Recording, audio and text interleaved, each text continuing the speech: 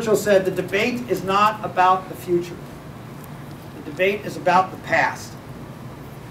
You think about that and you say, well, that doesn't make any sense at all. But it makes all the sense in the world.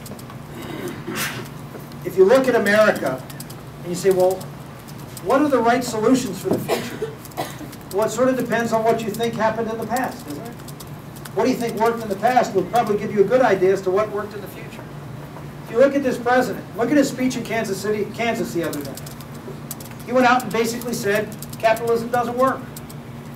We need government to be more involved. We need to have fairness, as determined by him.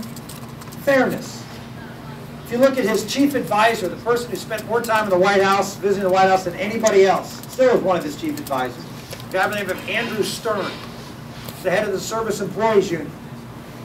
He wrote an article in the Wall Street Journal basically saying capitalism failed America, and then we need socialism and communism and the attributes of that to be woven in to be able to have America be successful in the future.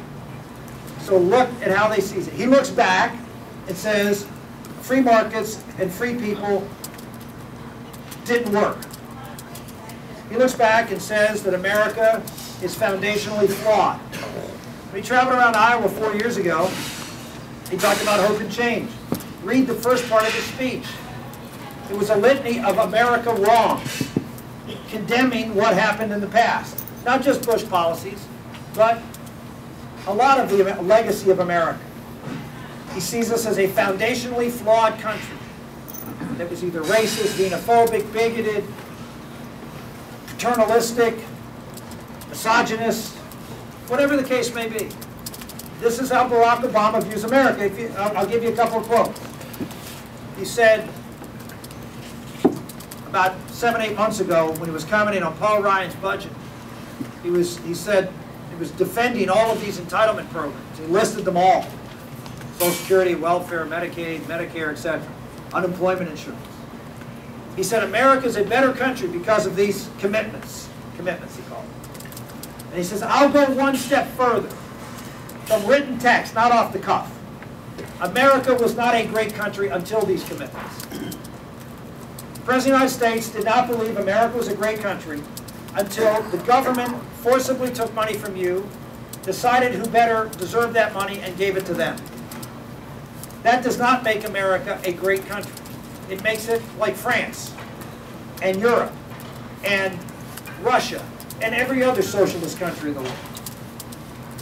America is a great country because we were founded with the concept of limited government. Free people who have rights, not because the Supreme Court says so. Where do we get our rights from? In the Declaration of Independence. Where do our rights come from? We hold these truths to be self-evident. That all men are created equal and endowed by our Creator. We were the first country in the history of the world that said that rights come to us from God. The God of Abraham, Isaac, and Jacob. No other country in the history of the world had ever premised the foundation of their country on that principle. It was revolutionary for our founders to give everybody freedom. Before that, where did rights go? Where did the rights go in England? The divine right of kings. God gave rights to sovereigns, to emperors.